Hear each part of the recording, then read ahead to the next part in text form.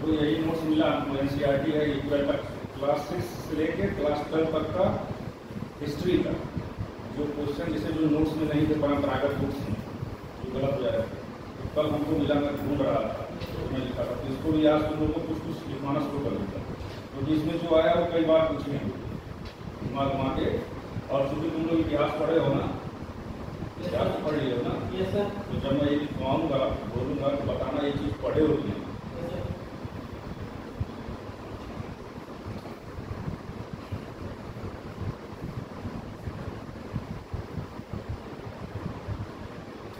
देखो हिमालय पर्वत से निकलने वाली प्रमुख नदियां,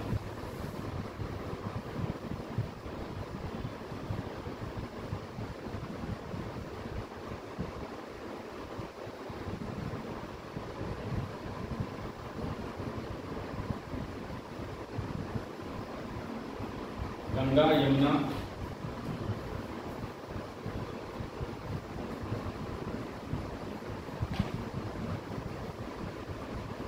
काली नदी या सागर नदी, एक ही नाम मतलब अलग अलग बुलाते हैं, काली नदी या सागर नदी।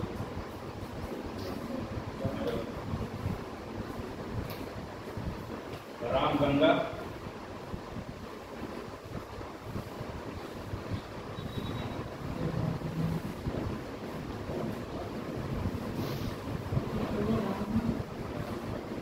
घाघरा, गंडक और राप्ती।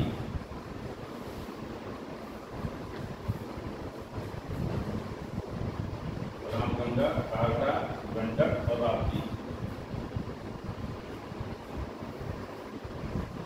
अब है क्या ना कि जो दोस्त फेमस है उसका नाम नहीं लेगा। तीन तरीके से प्रश्न बनाता है यूपी के लिए कि हिमालय से कौन सी नदी निकलती है यूपी में, प्रायद्वीपीय पठार से कौन सी निकलती है और मैदानी भाग से कौन सी निकलती है। तो ये हिमालय वाला तुमने लिखा, अब लिखो मैदानी भाग से निकलने वाले प्रमुख नदियाँ।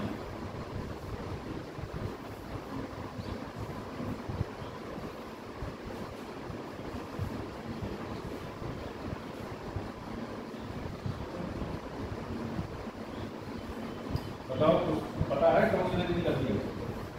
एक तो तुम्हारी ये हो गई, एक तो पीलीभीत वाली हो गई गोमती, गोमती लिखो।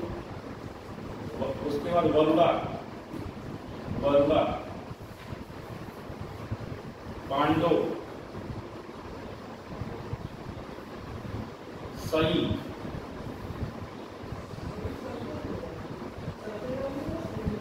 क्या सई, सई और ईशान।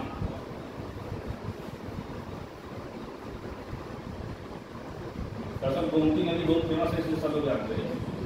पांडव, वरुणा और ईशान जो है ये तुमको खाली ध्यान रखना है कि मैदानी से निकलती है। और प्रायद्वीपीय पठार से लिखो, प्रायद्वीपीय पठार से।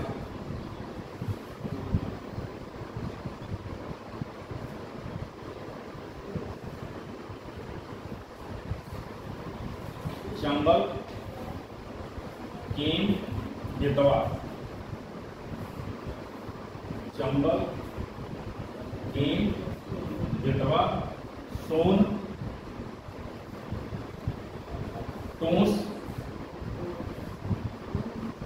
टोंस नदी, कन्हार तथा रिहंद, रिहंद, रिहंद नदी। जो आप लोगों को मैंने करंट लिखवाया है, यह जान लीजिए कि इधर जो भी एग्जाम होंगे 8 महीने में, 8-9 महीने में, बहुत ज़्यादा इम्पॉर्टेंट। जैसे यूएन में भारत का स्थायी प्रतिनिधि कौन है मैंने बताया था, ये इस समय बहुत चर्चित है क्योंकि लगातार पेपर में आ रहा है। कौन है बताओ? संयुक्त राष्ट्र संघ में भारत का स्थायी प्रतिनिधि कौन है इस समय? लिखवाया हूँ, रुचिरा कंबोज।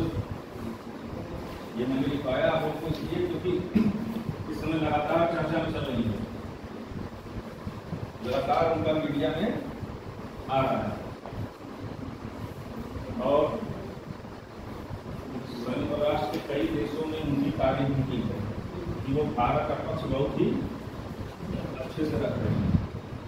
अब देखिए देखिए पहली चीज तो यही इंपॉर्टेंट है कि संयुक्त राष्ट्र संघ में अस्थायी प्रतिनिधि इंपॉर्टेंट होता है, लेकिन ये महिला है इसलिए और इम्पॉर्टेंट है। जो लिखवाया है उसको देखते रहिए। और अयोध्या राम मंदिर के बारे में जो लिखवाया है उसको कारण यह है ना कि वो ऐसा ऑप्शन देंगे कि आप कंफ्यूज हो जाएंगे, तो दिन में एक बार दो बार जब नजर से गुजरेगा तो आपको रटना नहीं पड़ेगा। अच्छा, सबसे लंबी नदी कौन सी है उत्तर प्रदेश की? इसमें सोचना ही नहीं था, इसमें तो सोचना ही नहीं था। एक बार लंबाई पूछ दिया था कितनी है, पता है किसी को? जैसे वो इनको मान के चलते हैं ना, जैसे हमको ये मान के चल रहे थे कि तुमको पता ही होगा गंगा सबसे लंबी, लेकिन उसमें भी तुम लोगों को बस करके जबकि नहीं होना है। ये सब आसान प्रश्न है ना, लिख लीजिए। उत्तर प्रदेश की सर्वाधिक लंबी नदी गंगा है।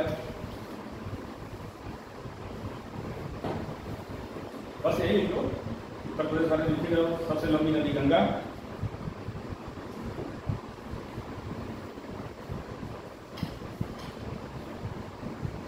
1450 किलोमीटर की दूरी तय करती है ये, 1450 किलोमीटर।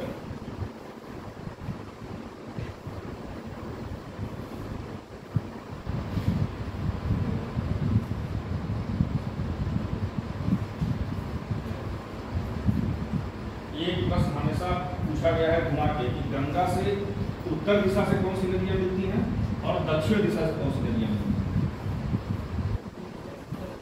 तो है क्या, इसमें बहुत कंफ्यूजन रहता है। जब ऑप्शन आता है ना तो दिमाग काम करना बंद करता है, उत्तर वाली है दक्षिण वाली है। तो लिखिए इसको, उत्तरी किनारे से मिलने वाली सहायक नदियां, जो उत्तरी किनारे से मिलती हैं उन नदियों के नाम लिखिए। उत्तरी किनारे से मिलने वाली सहायक नदियां,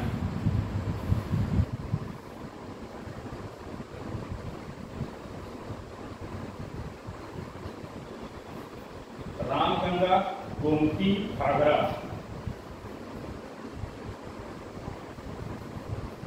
रामगंगा, गोमती, घाघरा, गंडक,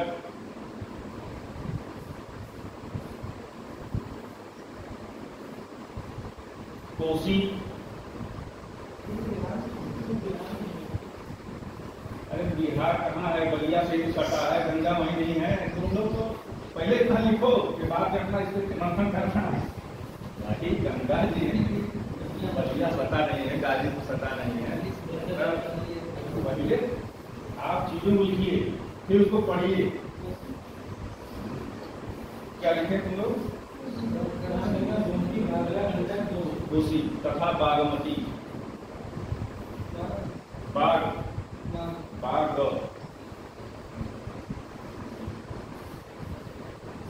पहले उन चीजों को जानिए जो हमेशा पूछे जाए। पहले इसको लिखिए, फिर अभी आगे तो और विस्तृत में आएंगे। पहले इतना तो जान लीजिए कौन उत्तर से मिलना। अब लिखिए दक्षिणी किनारे से मिलने वाली नदी।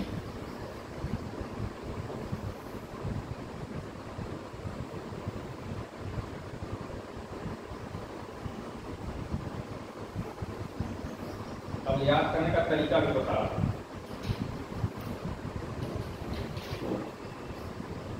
यमुना, सोन तथा टोंस।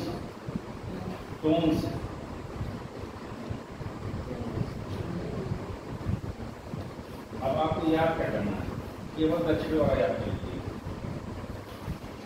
दक्षिण से तीन ही नदी है ना, बस यही तीन याद करिए, यमुना, सोन, टोंस। उसके बाद दक्षिण वाला अपने आप आ जाएगा। जब क्योंकि ऑप्शन जब भी देगा कि तो इन तीनों को एक जगह घुसाएगा जरूर। आपको बस ये तीन बताना चाहिए कि ये दक्षिण वाली है। तो उत्तर वाला रखने की बहुत जरूरत।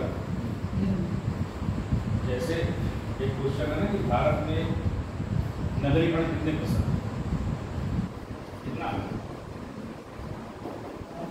जैसे दो प्रश्न पूछते हैं ना कि भारत में शहरी आबादी कितनी है, ग्रामीण आबादी कितनी है। तो दोनों रखने की जरूरत नहीं, एक रखिए बस। 100 से घटा देंगे दूसरा आ जाएगा। तो नगरीकरण 31.2% है। अब आपको जब दक्षिणी बहुत आसान है, यमुना सोन कौन सी, तो दक्षिण अपने आप निकले, मतलब दक्षिण वाला याद रहेगा तो उत्तर वाला निकल जाएगा।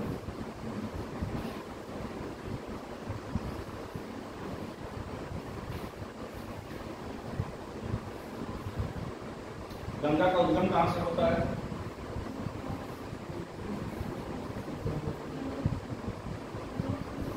हाँ, उसको गोमुख कहते हैं, गंगोत्री हिमनद। देखिए गंगा नदी का उद्गम, जैसे ये है तो आसान, लेकिन गलती ना हो इसलिए लिखवाया जा रहा है। उद्गम गोमुख गंगोत्री हिमनद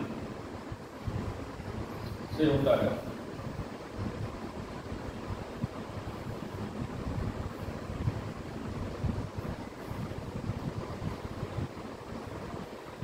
अच्छा, जहां इनका उद्गम होता है वहां गंगा जी की मुख्य धारा को क्या कहते हैं? गुड, ये पूछा गया प्रश्न। देखिए उद्गम स्थल पर इनकी मुख्य धारा को भागीरथी कहते हैं।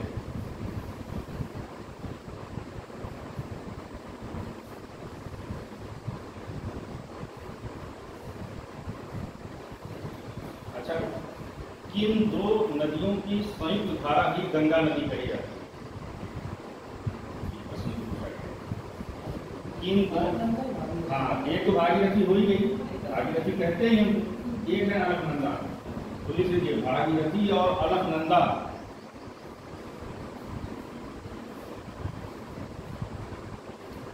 भागीरथी और अलकनंदा ये संयुक्त धारा ही गंगा नदी है।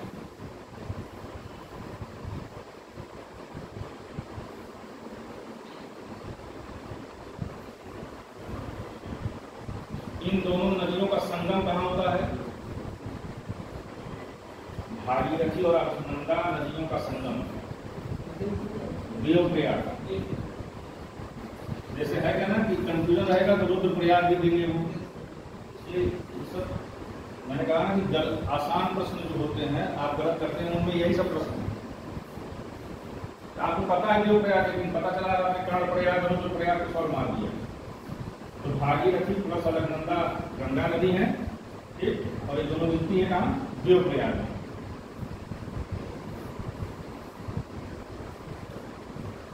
और विष्णुप्रयाग में कौन सी नदी मिलती है?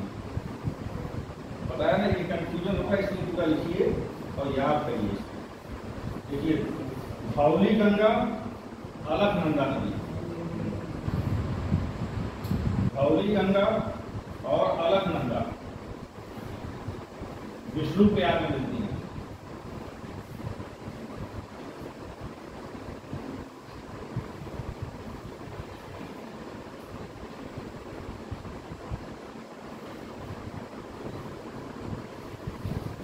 ऐसे प्लस कर लो, प्लस प्लस आगे कौन सी नदी है वो इस जगह। तो विष्णुप्रयाग में कौन सी नदी मिली? बोलो, बोलने से कम दिमाग में आएगी।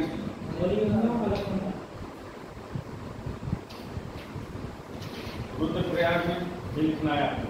ये मंदाकिनी नदी और अलकनंदा नदी रुद्रप्रयाग में।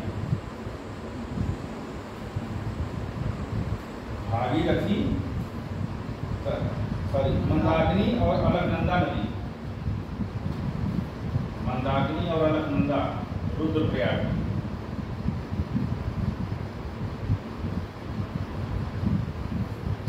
देखा कई प्रयाग आ गए, रुद्र विष्णु देव। अब यही है, ये आपको याद रखना है कौन कहाँ मिल रहा है। ये कैसे होगा? जब 2-4 बार 5 बार आप पढ़ लेंगे तो हो जाएगा। अच्छा, गंगा नदी मैदानी क्षेत्र में कहाँ से प्रवेश करती है? क्लियर है ना? हरिद्वार से प्रवेश करती है।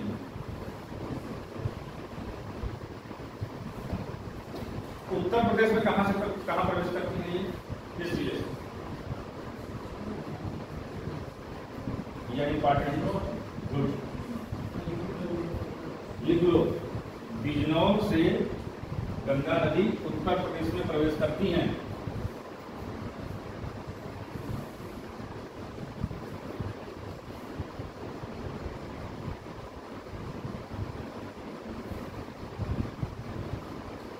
गंगा नदी किन राज्यों से होकर बहती है?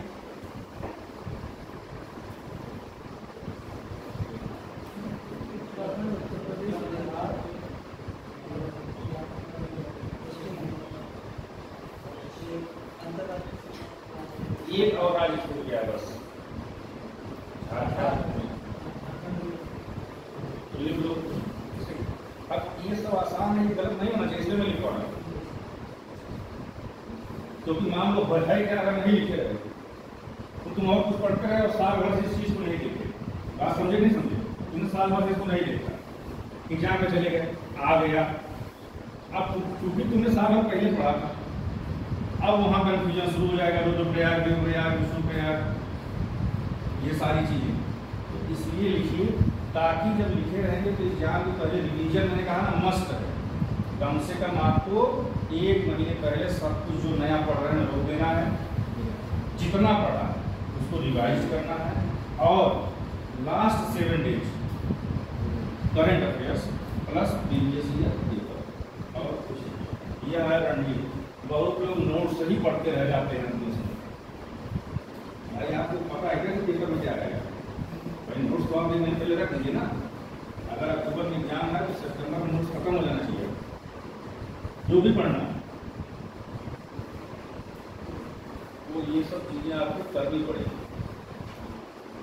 देखिए, गंगा नदी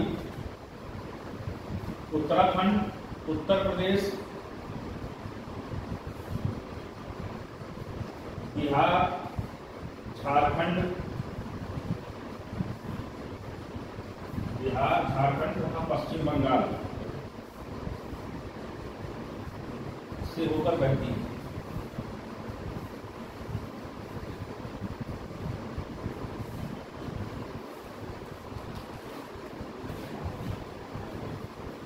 अच्छा, उत्तर प्रदेश में गंगा नदी से रामगंगा नदी कहाँ मिलती है?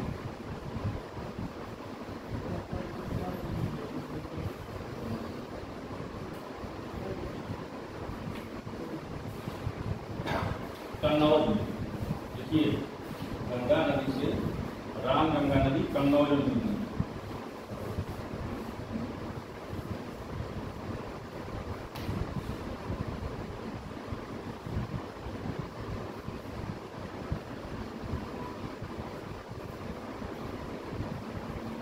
गंगा नदी, रामगंगा नदी कन्नौज में मिलती है।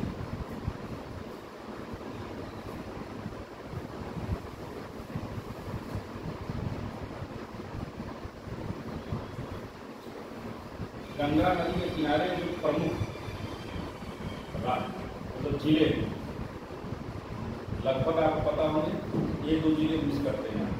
वही जिले जो नहीं सुने गए हैं, कंफ्यूजन है, वही पूछे जाते हैं। तो आप देखिए, गंगा नदी के किनारे स्थित उत्तर प्रदेश के प्रमुख नगर, गंगा नदी के किनारे स्थित उत्तर प्रदेश के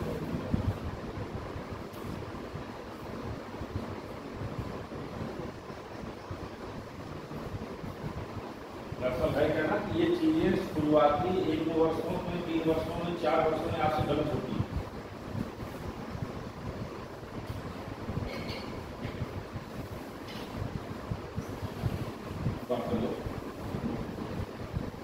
देखो, फर्रुखाबाद जैसे जो फेमस है वो तो आप जान ही जाएंगे, लेकिन कुछ जिले ऐसे हैं जहाँ आप कंफ्यूजन में आएंगे और गलत करके चले आएंगे। फर्रुखाबाद, कन्नौज, कानपुर,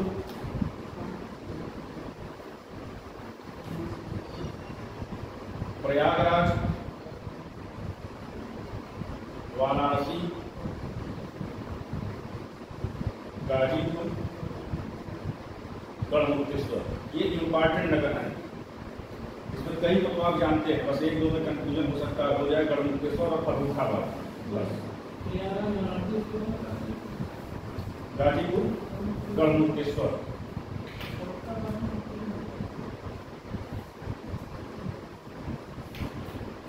देखो, एक बार ये पूछा है, इसलिए इसमें लिख दिया गया है क्वेश्चन। ठीक, गंगा नदी के दाएं किनारे पे कानपुर नगर स्थित है। एक बार पूछा था कि निम्नलिखित में से कौन सा नगर गंगा नदी के दाएं किनारे? तो कानपुर नगर दाहिनी तरफ है और बनारस बाईं तरफ। कानपुर नगर दाएं तरफ है और वाराणसी बाएं किनारे पर।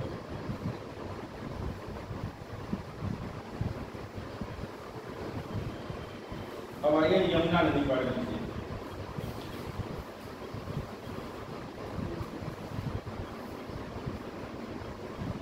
ये कहां से निकलती हैं?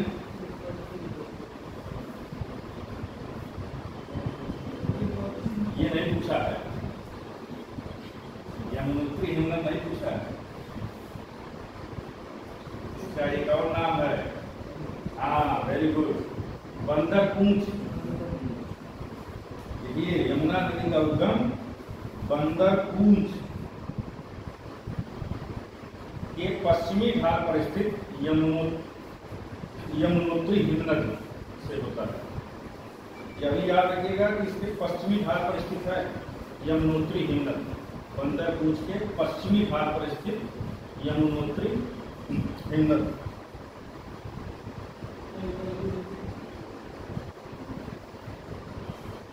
बंदरपूंछ के पश्चिमी ढाल पर स्थित यमुनोत्री हिमनद से होता है इनका उद्गम।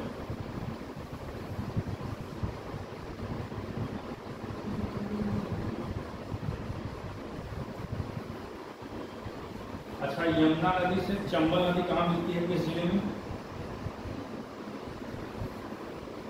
ये देखिए, चंबल नदी यमुना नदी से, चंबल नदी यमुना नदी से इटावा के पास मिलती है।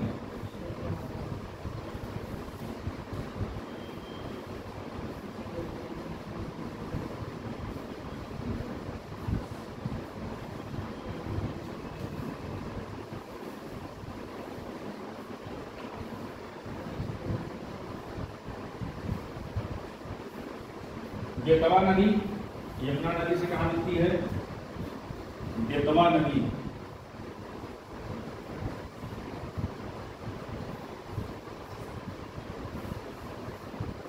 हमीरपुर।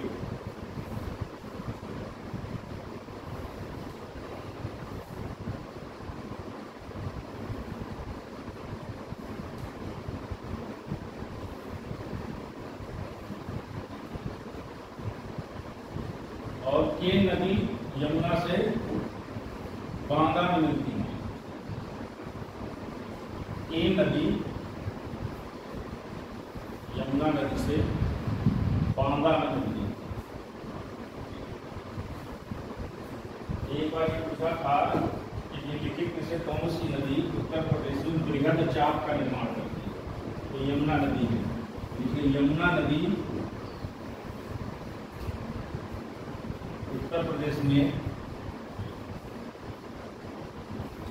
बृहद मतलब बड़े बृहद चाप का निर्माण करती है।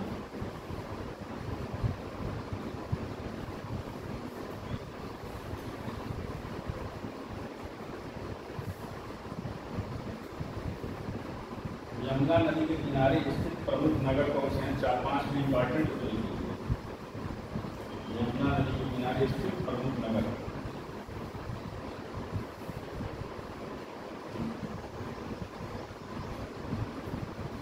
वृंदावन, मथुरा,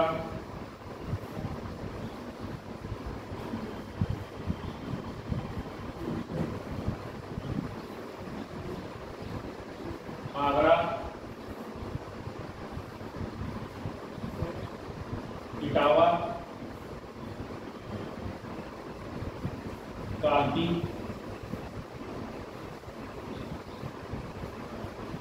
हमीरपुर तथा कौशाम्बी।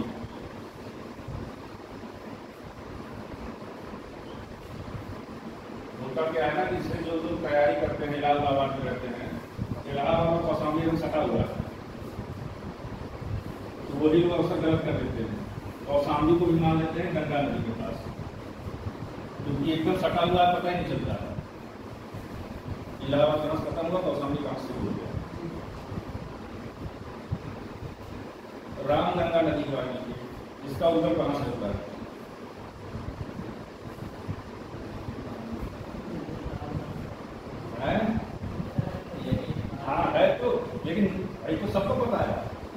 जगह का नाम ही पूछते हैं।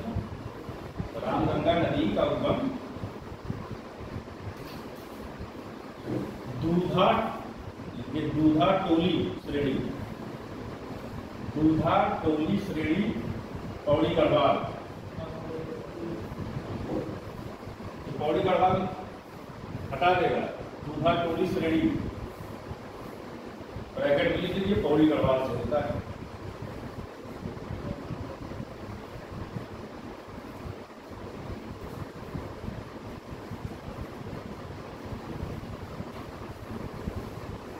कहां से होता है रामगंगा नदी का उद्गम? बोलो बोलो, कम से कम बोलने के बाद समूह को खोलोगे तभी तो दूधा टोली आएगा।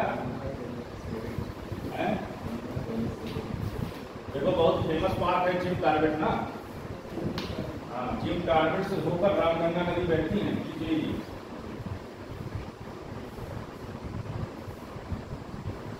कार्बेट नेशनल पार्क से होकर रामगंगा नदी बहती है।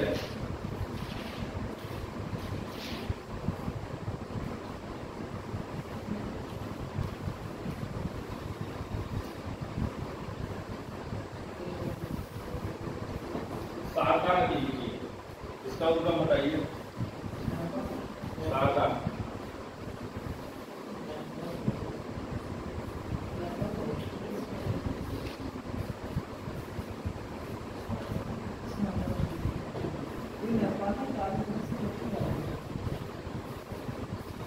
लिखिए,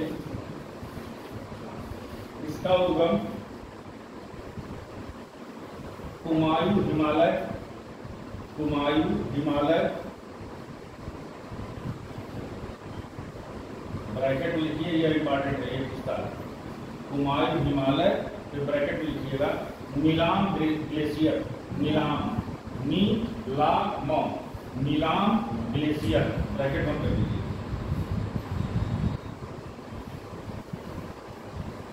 नीलाम ग्लेशियर से, अब देखिए एक बार पूछ लिया था कि नीलाम ग्लेशियर से किस नदी का उद्गम होता है?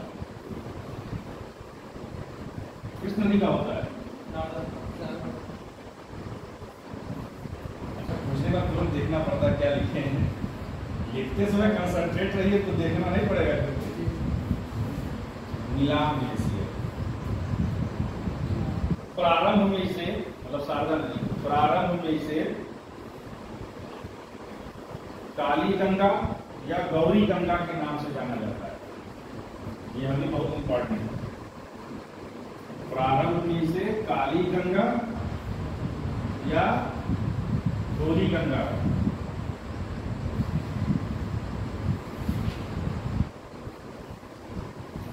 देखो जब उत्तर प्रदेश जाते हो जाएगा तो बता देना, तब तुम लोगों को मैं करंट और हिस्ट्री बताऊंगा।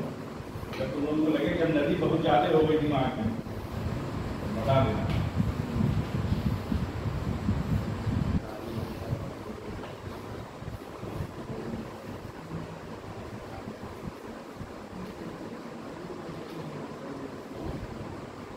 शारदा नदी के बारे में लिखिए, आपको पता ही होगा। आपको पीलीभीत तो नेपाल की सीमा को निर्धारित करती है। और जैसे आप लोगों को पता है, ये जो पूर्वांचल के लोग हैं उनको लिखना आना पड़ता है। पीलीभीत और नेपाल की सीमा कौन सी नदी निर्धारित करती है? शारदा नदी। यहाँ तो शारदा नदी के किनारे बहुत प्रकार समुदाय के लोग बसे हुए हैं।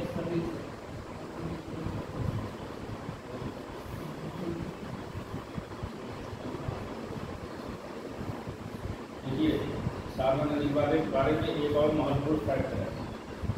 सांप की भांति टेढ़े मेढ़े मार्ग से, सांप की भांति टेढ़े मेढ़े मार्ग से प्रवाहित होने वाली नदी है।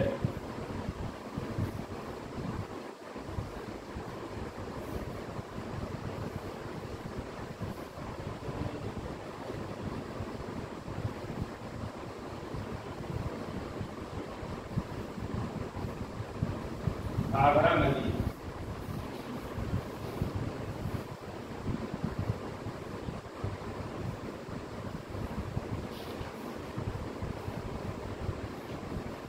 इसका उद्गम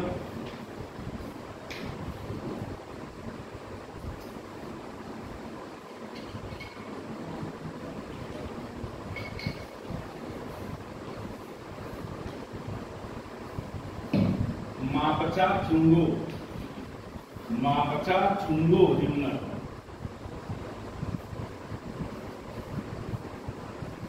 मापचा चुंगो हिमनद ब्रैकेट तिब्बत,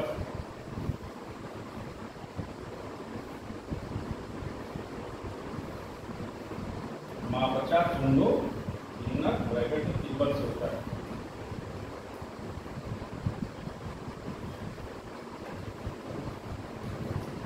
सहायक नदियां लिखिए, पूछा गया है क्योंकि इसकी सहायक नदियों का नाम थोड़ा सा अलग है। सहायक नदियां लिख लीजिए।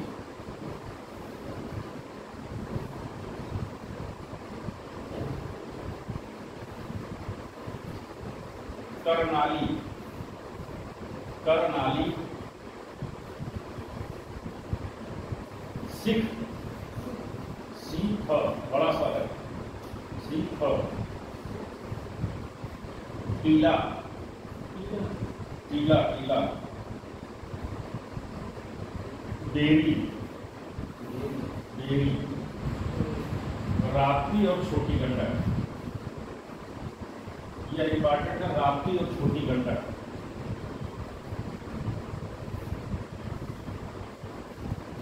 अच्छा, घाघरा नदी को एक अन्य नाम से भी जाना जाता है,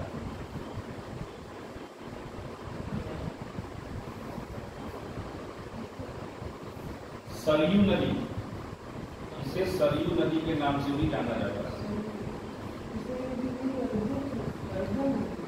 सरयू नदी किनारे कौन सा प्रमुख धार्मिक स्थल? अयोध्या है।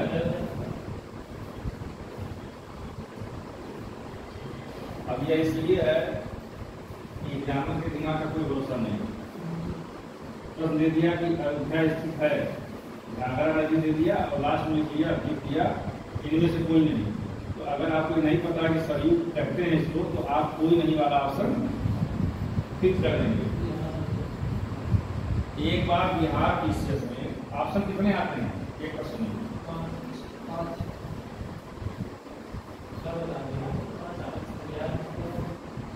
आने शुरू हुए हैं। यूपी में कितने आते हैं? बिहार में 5 वर्ष पहले, 5-6 वर्ष पहले या 7 वर्ष पहले इन्होंने शुरू कर दिया एक नया प्रयोग। 4 ऑप्शन, 5वां क्या है? इनमें से कोई नहीं, 5वां इनमें से कोई नहीं, 5वां इनमें से कोई नहीं। जानते हैं सर क्या मतलब? प्रश्न बहुत कठिन हो गया, प्रश्न बहुत कठिन हो गया, क्योंकि अब आपको उन चारों मार्ग जानना है, तभी तो कोई नहीं वाला टिक कर पाएंगे। तो प्रश्न को कैसे कठिन बनाया जा सकता है, इस पर भी मंथन करते हैं प्रोफेसर लोग।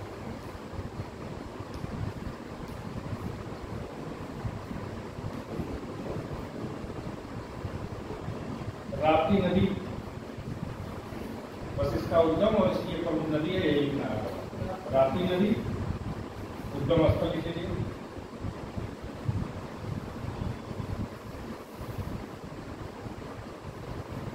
रुकुम कोट, रुकुम कोट, रू रुकुम, ये नेपाल में है, जब नेपाल में लिख लीजिएगा। रुकुम कोट नेपाल,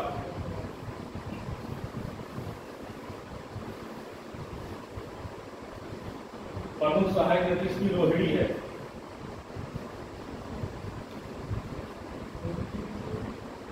रोहिणी,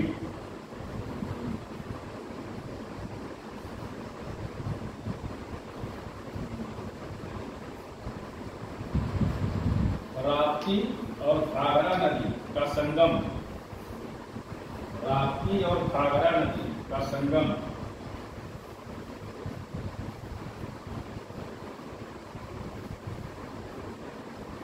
देवरिया में बरहज नामक स्थान पर होता है। देवरिया में बरहज नामक स्थान पर होता है।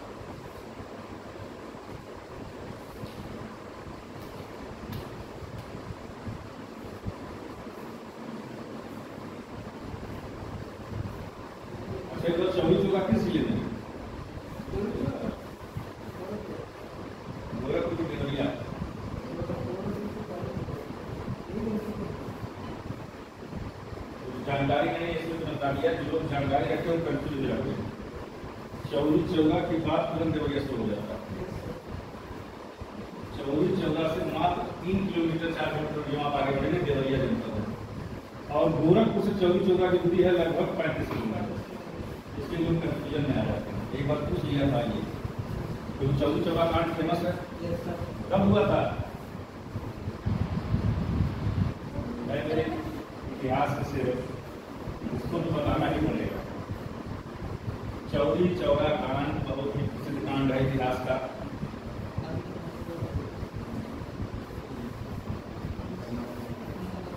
नहीं बता पाए?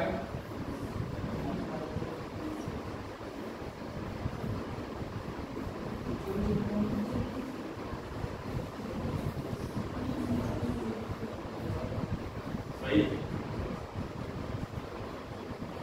हम 20 साल पहले पढ़ने तक दिया था। डेट पूछता है,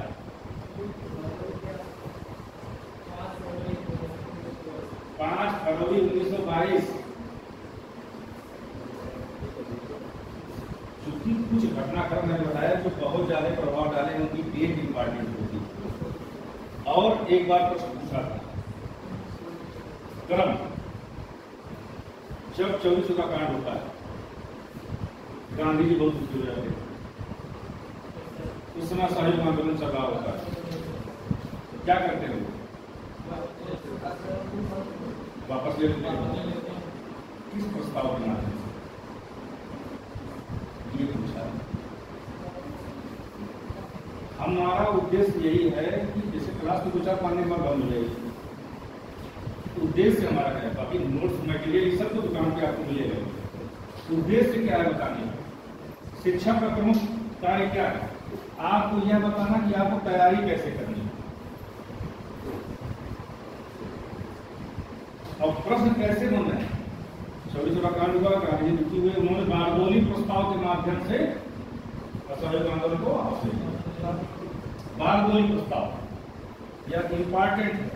अगर आपके इतिहास के नोट्स में नहीं है तो लिखिए, क्योंकि ये पूछेगा। क्योंकि पता है चौरी चौगा कांड हुआ, असहयोग आंदोलन वापस हो गया, तो सबको पता है जो तैयारी करता है। बारडोली प्रस्ताव के माध्यम से वापस किया गया था। यह महत्वपूर्ण है, ऐसे ही आप तैयारी करनी है। मैं बार बार कह रहा हूँ, मटेरियल तो दुकानों पर भरा पड़ा है। अगर यहाँ नहीं मिला बरेली चले जाइए, वहाँ किताब का भंडार मिलेगा। लेकिन पढ़ना क्या है ये आपको पता होना चाहिए। पता चला कि जब गए और झांस से माली का मध्यकालीन इतिहास इतना मोटा उठाने चले जाए तो बता दें। अब आप पढ़ रहे हैं, निसंदेह पढ़ रहे हैं, आपने 8 महीने उस किताब को पढ़ा, लेकिन लाभ क्या हुआ? 5 क्वेश्चन मध्यकालीन से आया हो, क्या मतलब? तो रणनीति सही होगी तो कम घंटे में भी सफलता आप प्राप्त करेंगे। सिलेक्शन के बाद जब इंटरव्यू देते हैं तो क्या करें? लक्ष्य के प्रति एकाग्रता, दृढ़ विश्वास, और मैं 12-12 घंटे पढ़ता था। हम 4 लोग इंटरव्यू बैठे थे, 3 लोग सिलेक्शन हुए। हम देखते थे कौन कितना पढ़ता है। बस एक चीज इंपॉर्टेंट थी, कंटिन्यूटी और रणनीति। एक भी ऐसा नहीं होता था कि किताब न खोले। यह महत्वपूर्ण, आप कितना भी पढ़ लीजिए, 8 घंटे कर सकते आप पढ़ लीजिए, 15 दिन, ठीक। उसके बाद आप कहीं बहुत पढ़ लीजिए, 10 दिन आराम कर लें, वो गया 15 दिन। आप 5 घंटे की 4 घंटे की रोज पढ़िए और पूरा 25 दिन पढ़िए। 30 दिन नहीं कहा, 25 ही कहा, क्योंकि 30 दिन पढ़ने में पढ़ाई से मन टूट जाएगा। ये सुनने जरूरी है, लेकिन निरंतरता भी जरूरी है। निरंतरता होने के लिए और क्या पढ़ना है? चंबल नदी, इसका उद्गम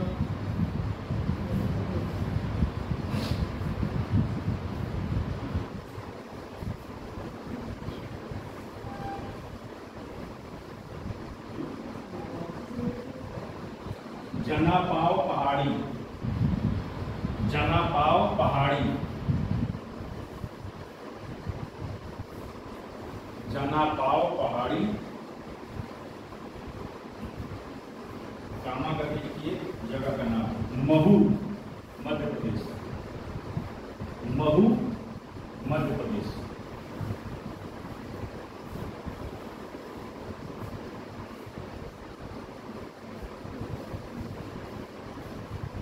हो गया।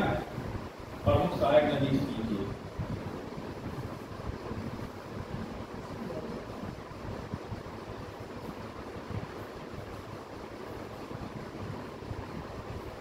काली सिंध,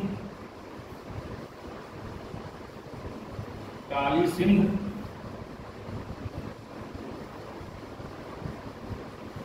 पार्वती,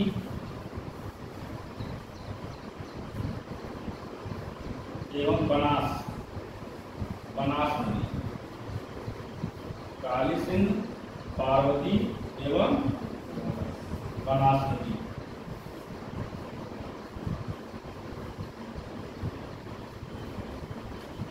चंबल नदी, एक बार यह प्रश्न पूछा है कि कौन सी नदी उत्तर प्रदेश, मध्य प्रदेश और राजस्थान की सीमा का निर्धारण करती है? चंबल नदी, लिख लीजिए। चंबल नदी उत्तर प्रदेश, मध्य प्रदेश एवं राजस्थान की सीमा का निर्धारण करती है।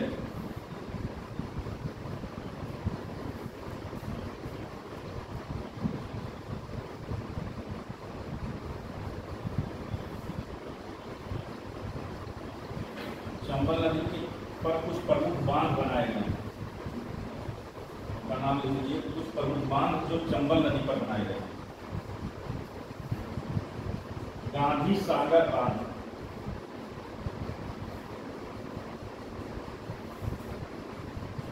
ये इसलिए इंपॉर्टेंट है, कई बार पूछा है गांधी सागर बांध किस नदी पर है? गांधी सागर बांध, राणा प्रताप, राणा प्रताप सागर बांध,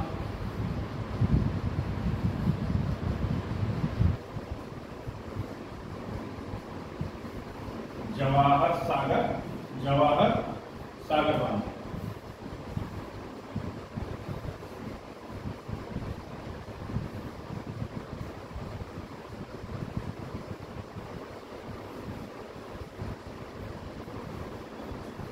आगे दूसरा इसमें लिख लीजिए। चंबल नदी अवनलिका अपर्दन, चंबल नदी अवनलिका अपर्दन,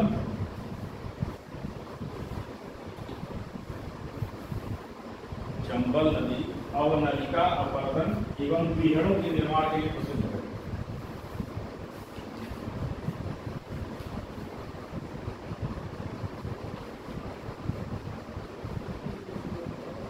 बीहड़ों के निर्माण के लिए प्रसिद्ध है।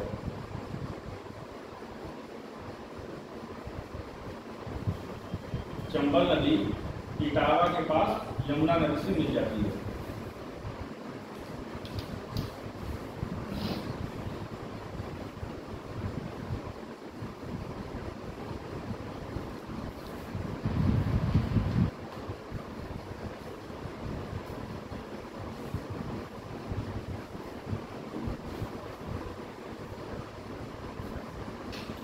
आज पेपर में कुछ चीजें थी ठीक जो जरूरी है, आप नोट कर लीजिए।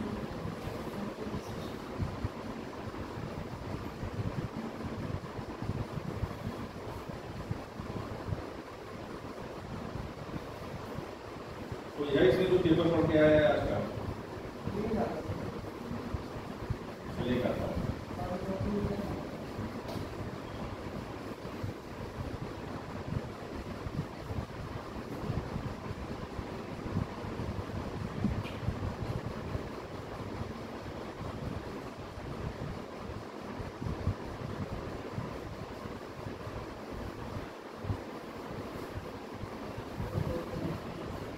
अच्छा ये बताओ स्पेनिश लीग किस खेल से संबंधित है?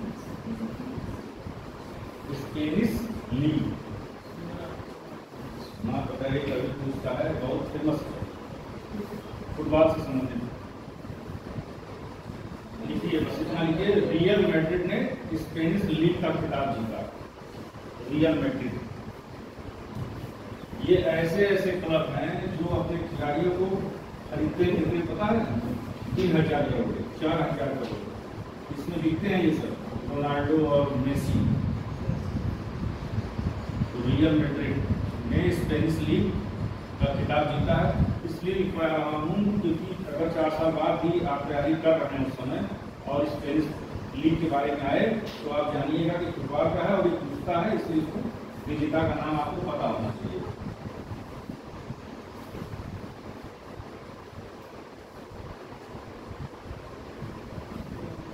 अच्छा, मैड्रिड ओपन किससे जब संबंधित है? मैड्रिड ओपन ये भी बहुत फेमस है, ये लॉन टेनिस से संबंधित है। मैड्रिड ओपन, इसका खिताब किसने जीता है? ये लिखिए,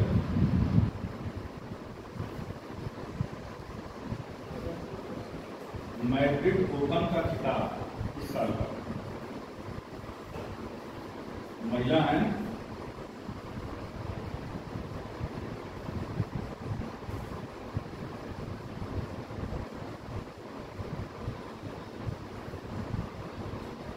पोलैंड की ईगा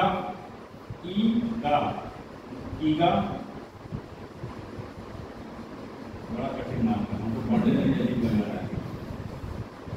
श्री, देखो आधा सा है, उसके ऊपर मात्रा है श्री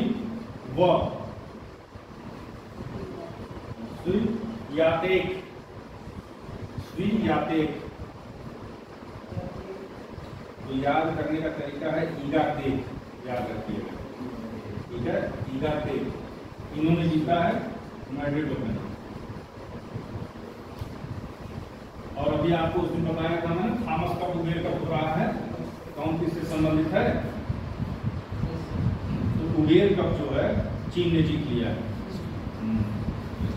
इंपॉर्टेंट ये है कि किसको हराया? चीन ने इंडोनेशिया को हराकर उबेर कप जीत लिया।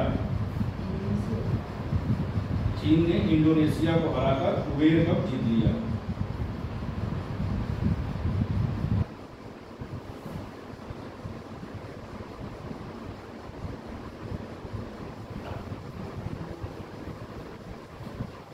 और एक बड़ी खबर, यूनिसेफ जो बच्चों के लिए काम करती है, ठीक है, उसका इंडिया का राजदूत कौन बना है?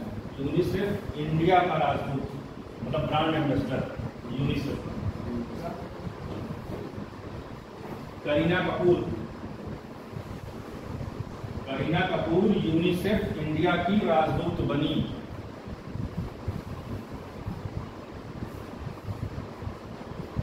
अब ये खबर इसलिए इंपॉर्टेंट है कि अगर आप नहीं पढ़े हैं तो करीना कपूर अगर आ गए तो आप ठीक नहीं करेंगे। करीना कपूर यूनिसेफ इंडिया की राजदूत बन रही है।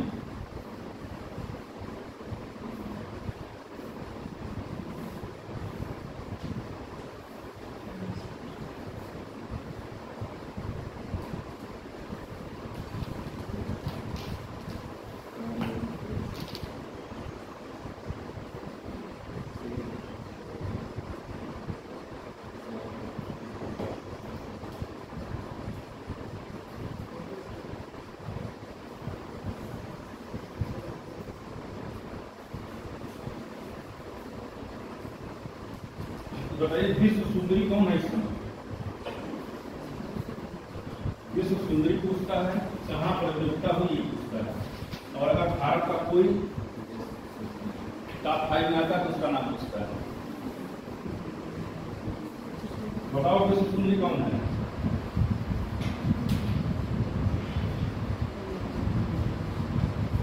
मिस वर्ल्ड का ही नाम नहीं पता।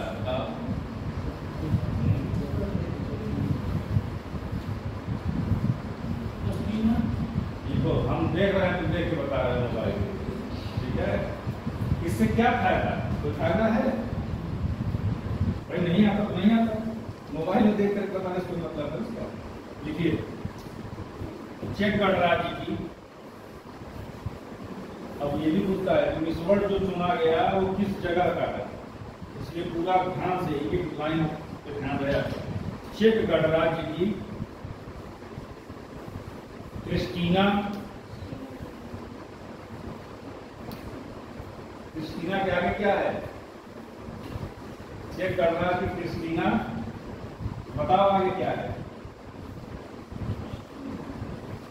पिस्कोवा,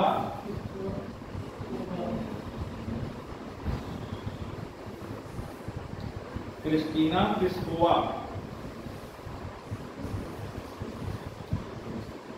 को विश्व सुंदरी 2023 का ताज प्राप्त हुआ।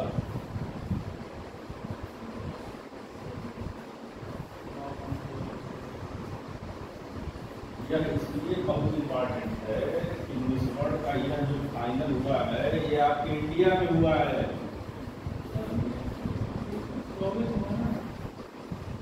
तेईस का है लेकिन मिला 24 में है ना।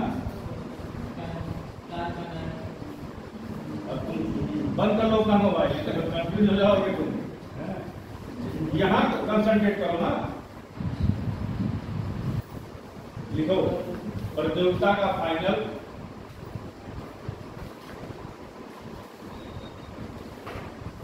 मुंबई के, प्रतियोगिता का फाइनल मुंबई के जियो वर्ल्ड, जियो रिलायंस वाला जियो वर्ल्ड सेंटर में आयोजित हुआ। जियो वर्ल्ड सेंटर मुंबई में आयोजित हुआ।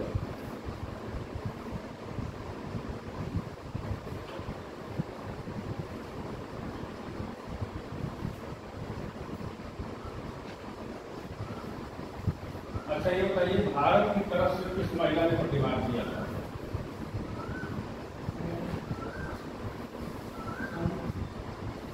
अरे तुम लोग कम से कम विश्व वर्ल्ड का खबर पढ़ लिया करो महिलाओं, महिला शक्ति तुम लोग तो पढ़ लिया करो। कौन है भैया विश्व सुंदरी इस समय? देखो भारत की तरफ से, भारत की तरफ से सिनी शेट्टी, सुनील शेट्टी समझ लो, सिनी शेट्टी ने प्रतिभाग किया।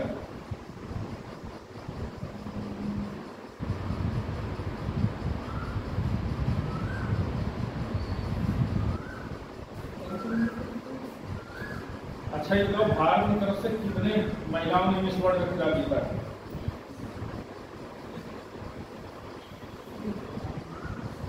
मान लो आसन आ गया 5, 6, 7, 8।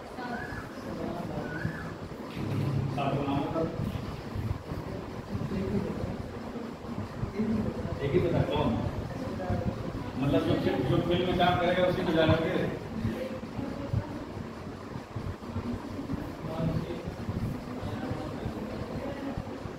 तो सबका नाम लिखवा दे कि केवल ये लिखवा दे कितनी अब तक पाई है? नाम भी लिखवा दे। चलो देखो, भारत की केवल 6 सुंदरियां ही मिस वर्ल्ड का खिताब प्राप्त की। भारत की तरफ से केवल 6।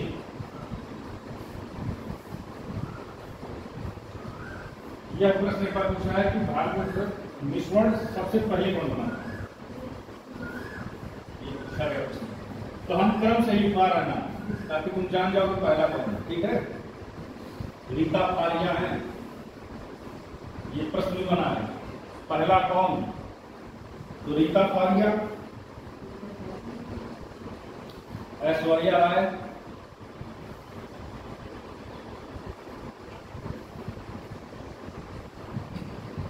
डायना बेगम,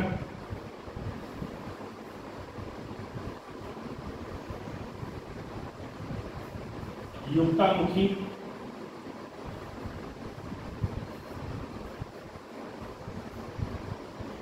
Priyanka Chopra,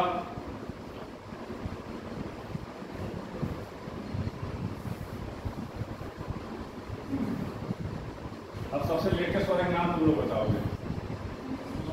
very good. Manushi Chhillar,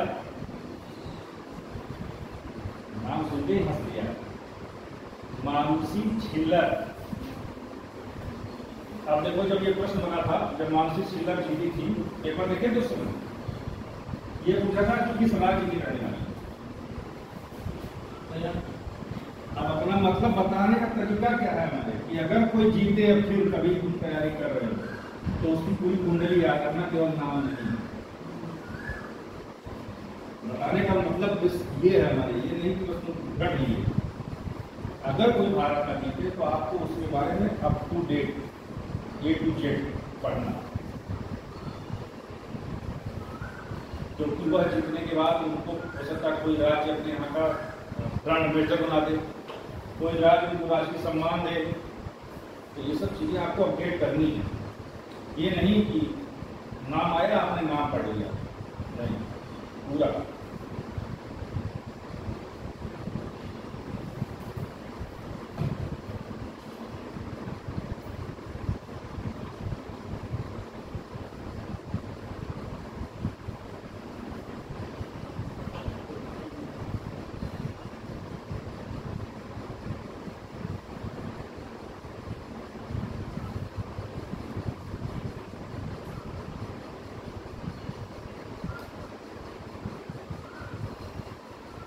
economic times जो है बिजनेस का अवार्ड देता है, ठीक है। तो आप लिखिए, ये पुरस्कार इसलिए फेमस हो गया है क्योंकि ये एक नौकर साहब को मिला है। आप लिखिए,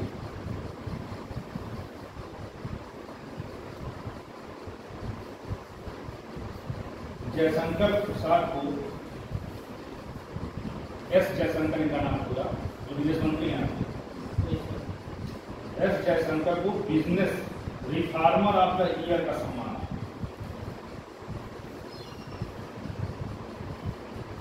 एस जयशंकर को business reformer of the year का सम्मान।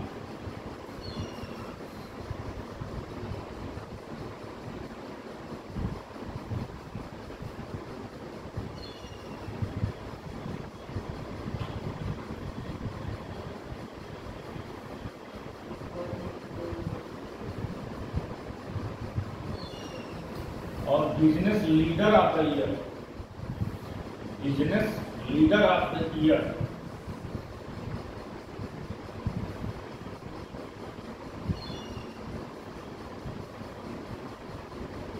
Business leader of the year, CK Venkat Raman, CK Venkat Raman.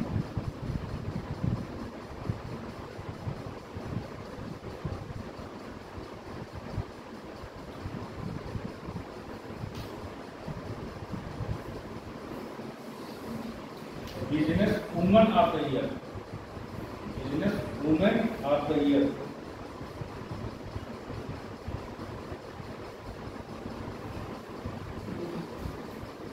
Hina Nagarajan,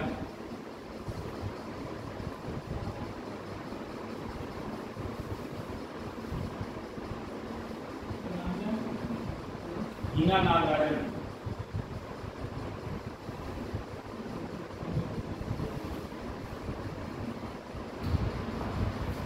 एक बार पूछा है प्रश्न कि अर्स्ट एंड यंग पुरस्कार किस क्षेत्र में दिया जाता है?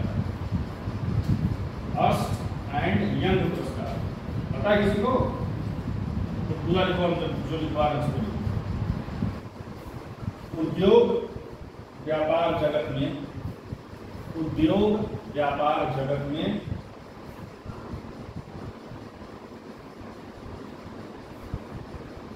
उत्कृष्ट उपलब्धियों के लिए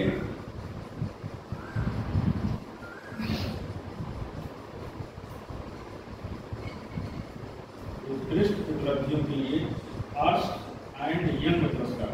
और आधा स्टार ट के ऊपर रहो, अर्स्ट एंड यंग।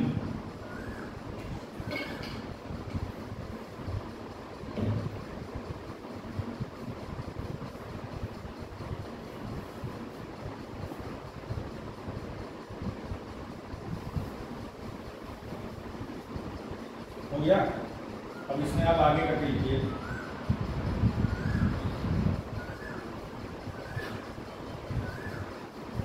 वेणु श्रीनिवासन को लाइफ टाइम अचीवमेंट पुरस्कार, वेणु श्रीनिवासन को लाइफ टाइम अचीवमेंट पुरस्कार।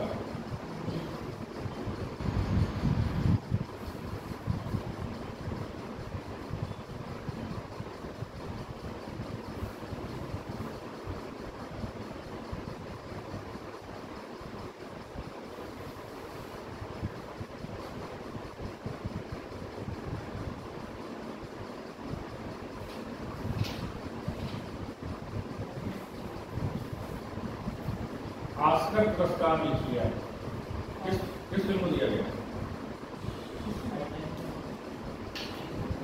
टाइटैनिक। अरे तो कई साल पहले पाई, हम आज का पूछ रहे हैं। इस बार का ऑस्कर पुरस्कार किसको मिला, किस फिल्म? अरे ऑस्कर पुरस्कार साउथ की मूवी को कैसे मिलेगा? हम राष्ट्रीय पुरस्कार बड़े पूछ रहे हैं, विश्व का सबसे बड़ा पुरस्कार पूछ रहे हैं, ऑस्कर।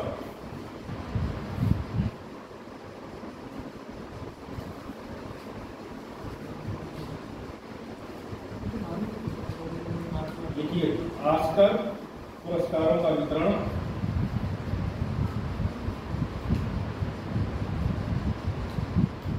पुरस्कारों का वितरण लॉस एंजल्स कैलिफोर्निया में किया गया। इसको एलए कहते हैं। लॉस एंजल्स कैलिफोर्निया में किया गया।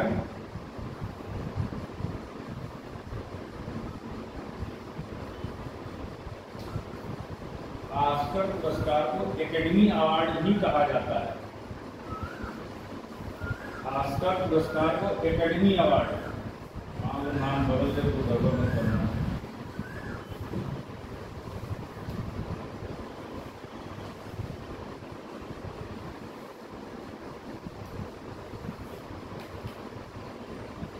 देखिए, सर्वश्रेष्ठ फिल्म,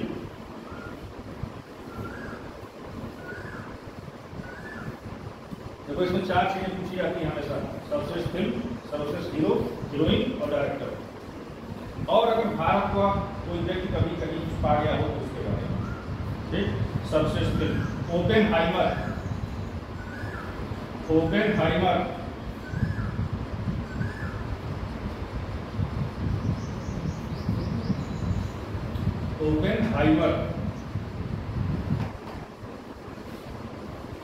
सर्वश्रेष्ठ अभिनेत्री एम्मा स्टोन। अम्मा से याद रखना इनको। सर्वश्रेष्ठ अभिनेत्री एम्मा स्टोन।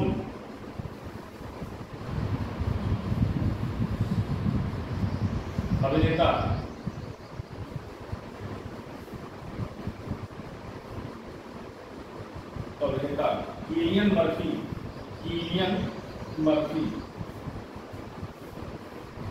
किलियन मर्फी और स्टोन, सब यही याद रखना, पूरा नाम याद रखने की जरूरत नहीं है। मर्फी और स्टोन।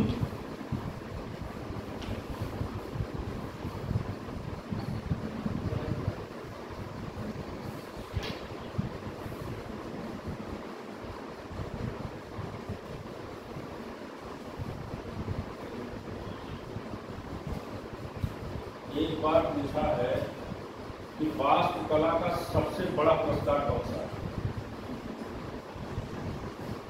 मैं तरीका बता रहा हूँ, क्योंकि आप लोग जब नहीं जानेंगे ना तो आप लोग पुरस्कार पढ़ लेंगे, इस क्षेत्र का नहीं पढ़ेंगे और उस क्षेत्र पुरस्कार। देखिए, वास्तुकला का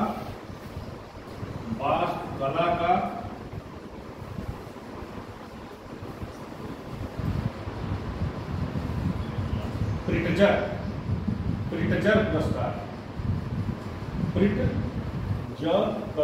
प्रिट्जकर, ये पूछा गया है कि प्रिट्जकर पुरस्कार किस क्षेत्र में दिया जाता है? वास्तुकला के क्षेत्र में।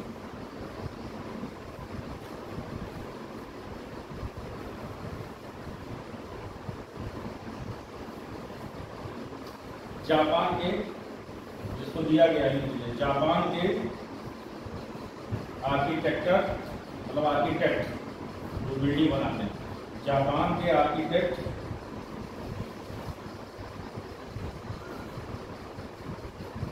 यामामोटो को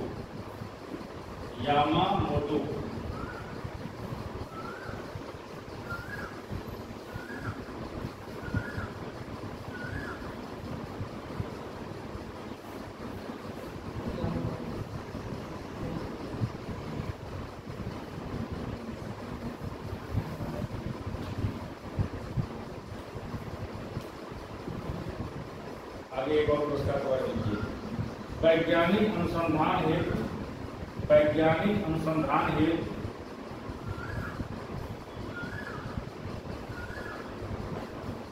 वैज्ञानिक अनुसंधान हेतु जीडी बिरला पुरस्कार, जीडी बिरला पुरस्कार।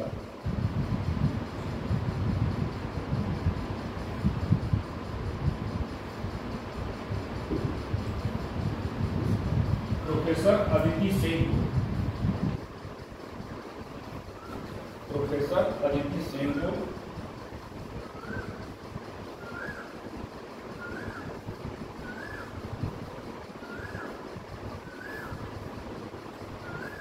यह पुरस्कार 50 वर्ष से कम उम्र के लोगों को दिया जाता है। यह पुरस्कार 50 वर्ष से कम उम्र के।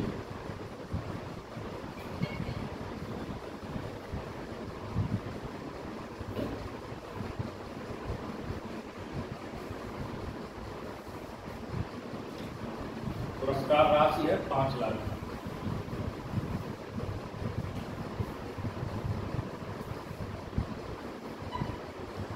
जैसे प्रिट्जर पुरस्कार फेमस है वास्तुकला का सबसे बड़ा पुरस्कार, वैसे ही गणित का एक नोबेल पुरस्कार है जो बहुत फेमस है, इसको कहा जाता है गणित का नोबेल पुरस्कार।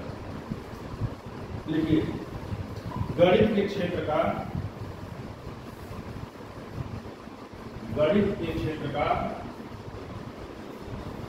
2024 का एबेल पुरस्कार, एबेल पुरस्कार। अब यह इंपॉर्टेंट है कि एबेल पुरस्कार किससे संबंधित है। एबेल पुरस्कार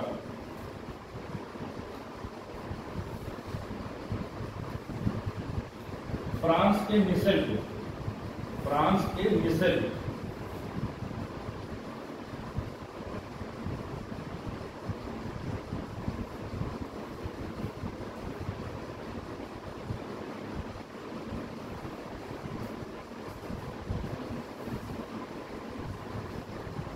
गणित का नोबेल पुरस्कार है ये।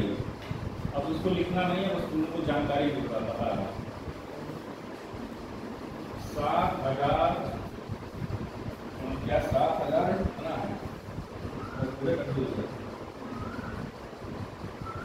7 लाख अमेरिकी डॉलर है पुरस्कार राशि। सोचो कितनी है, 7 लाख अमेरिकी डॉलर। अरे लिखने की जरूरत नहीं है,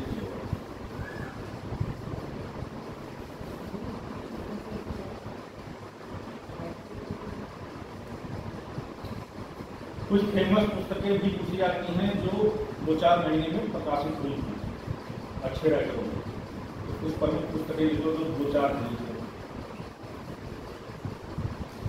जैसे कोई राजनीतिज्ञ या कोई बहुत बड़ा राइटर या कोई ऐसा राइटर जो किसी बहुत बड़े नेता पर कुछ किताब लिखे और जो फेमस हो जाए, वो आपको ध्यान में रखनी है कि इंपॉर्टेंट हो जाती है। ठीक, जैसे आपके यहाँ अमिताभ घोष बहुत ही फेमस राइटर है, उनका कोई किताब लिखते हैं तो इम्पॉर्टेंट हो जाते हैं। देखिए, smoke and ashes, smoke and essays.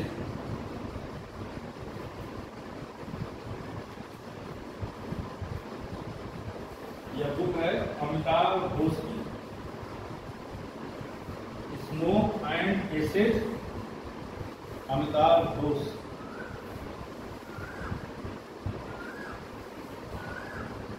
एक किताब लगभग 4-5 महीने से बहुत फेमस है, एस जयशंकर ने लिखी है जो विदेश मंत्री है, इसलिए वो बहुत इंपॉर्टेंट हो जाती है। ठीक, लिखिए दूसरी किताब Y Bharat,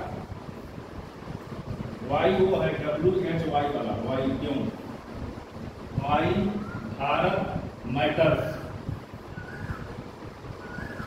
Y Bharat matters, ऐसी किताब है।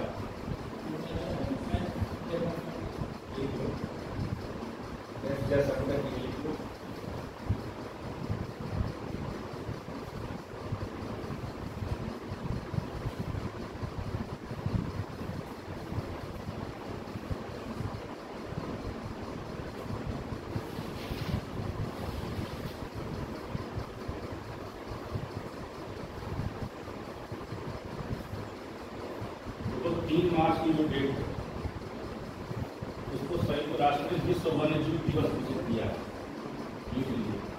3 मार्च संयुक्त राष्ट्र ने विश्व वन्यजीव दिवस घोषित किया है।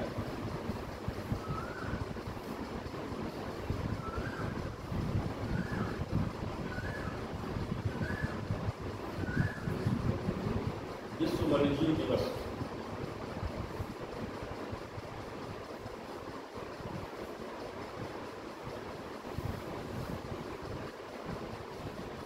हमने लिखवाया था ना 22 अप्रैल को कौन सा दिवस था? पृथ्वी दिवस था ना, उसका हमने वो लिखवाया था थीम क्या था? गुड, थोड़ा ऐसा बोलो ना कि सुनाई दे। प्लास्टिक वर्सेस प्लेनेट था, लिखवाया हूँ। मतलब इन सब का थीम भी इम्पोर्टेंट होता है। 4 मार्च को कौन सा दिवस लिख लीजिए? 4 मार्च राष्ट्रीय सुरक्षा दिवस।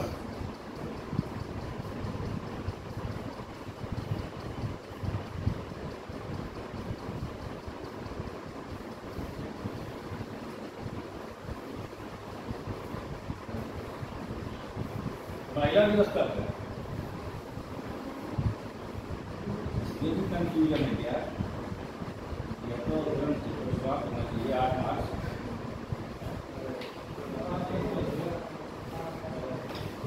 मतलब अंतर्राष्ट्रीय महिला दिवस ही नहीं पता है, कंफ्यूजन है। 8 मार्च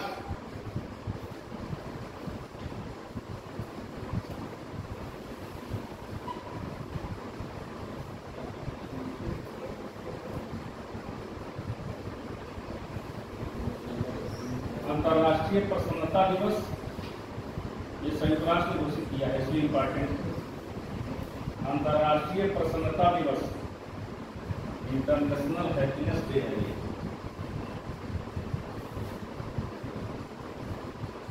अंतर्राष्ट्रीय प्रसन्नता दिवस 20 मार्च।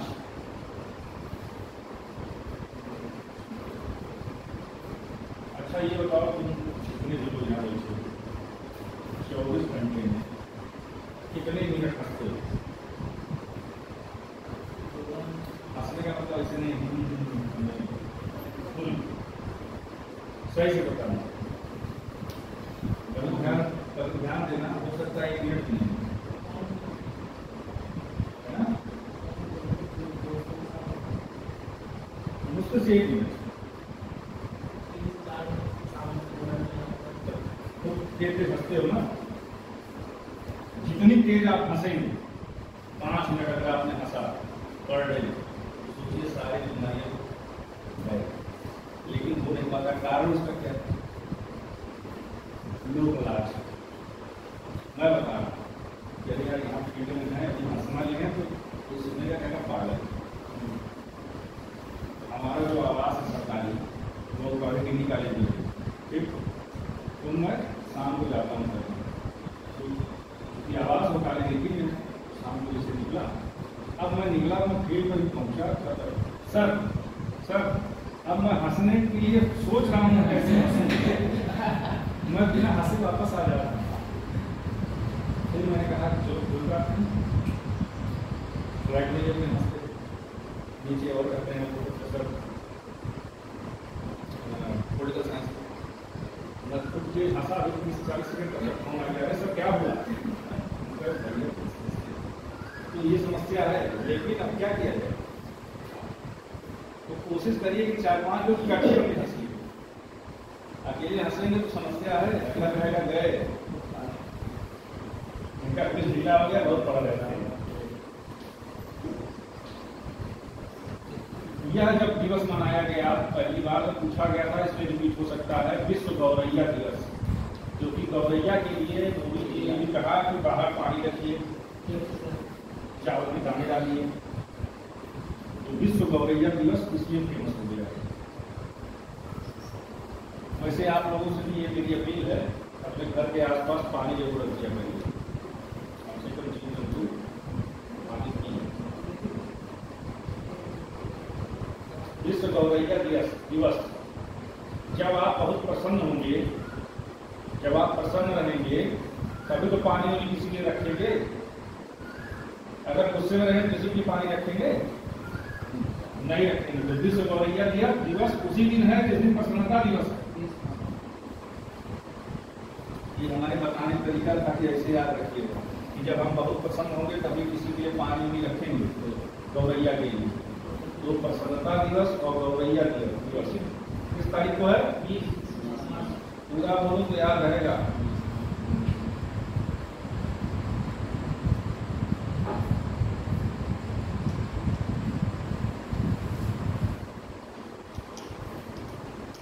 विश्व जल दिवस 22 मार्च।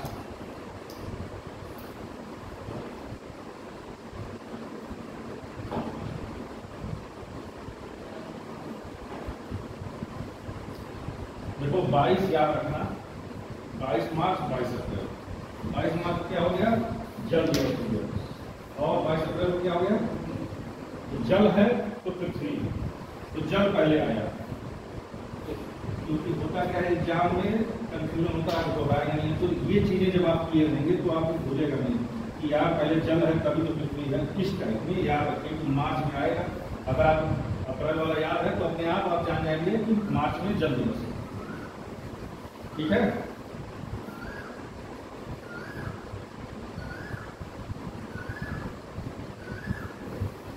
भगत सिंह, सुखदेव और राजगुरु का बलिदान दिवस 23 मार्च को है। इसको नहीं पता है बोलिए। भगत सिंह, राजगुरु और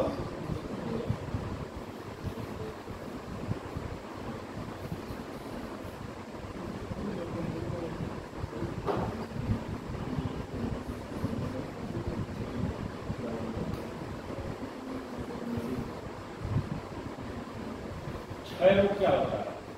टीबी। विश्व क्षय रोग दिवस या विश्व टीबी दिवस, वर्ल्ड टीबी डे, जो कि आपको लिखना है। ये भी मार्च में ही है, 24 मार्च।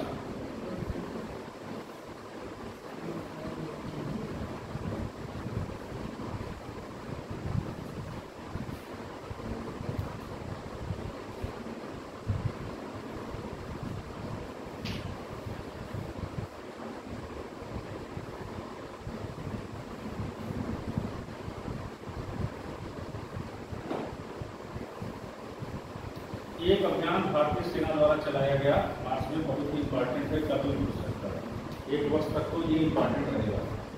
देखो एक चीज हमेशा याद रखना, भारतीय सेना अगर कोई ऐसा अभियान चलाए जिससे वैश्विक पटल पे प्रभाव पड़े या अपने शरणार्थियों को निकाले और साथ साथ विश्व के किसी और शरणार्थी को निकाले, तो बहुत इंपॉर्टेंट है, ये याद रखिए। क्योंकि भारतीय सेना अक्सर ऐसा कार्य करती है। लोग फंसते हैं और निकाल दिलाती है, जबकि और देश ऐसा नहीं करते। ऑपरेशन इंद्रावती, देखो ऑपरेशन इंद्रावती, बस ये आखिरी है। उसके बाद पानी 4 किलो पीना।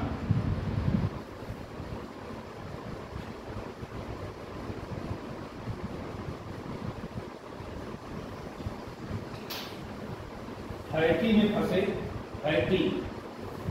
में फंसे भारतीयों को निकालने के लिए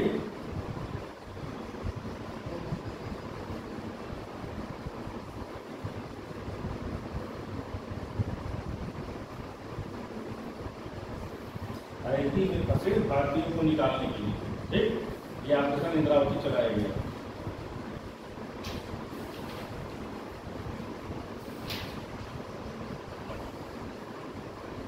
एक चीज और याद रखिएगा, ताज महोत्सव का आयोजन हमेशा आगरा में होता है, ठीक।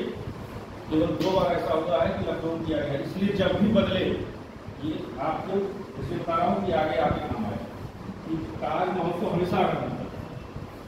लेकिन अगर वह बदल जाए, कभी कानपुर में हो जाए, कभी मथुरा में हो, या कभी किसी और राज्य जिले में हो, तो ये जान जाए तो पूछेगा नहीं। मतलब चीजें जब थोड़ा सा अलहका हट के हुई तो आपको ध्यान रखना। आ रही है कितने बजे खुलवा जाते हैं? 9 बजे। हाँ, भाई आइए, 3 घंटे लगातार 9 से 12। बहुत मेहनत कर रहा है। चलो कितना है 10 दिलाओ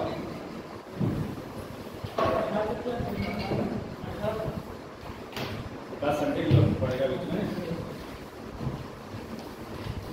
अच्छी तारीख है ना।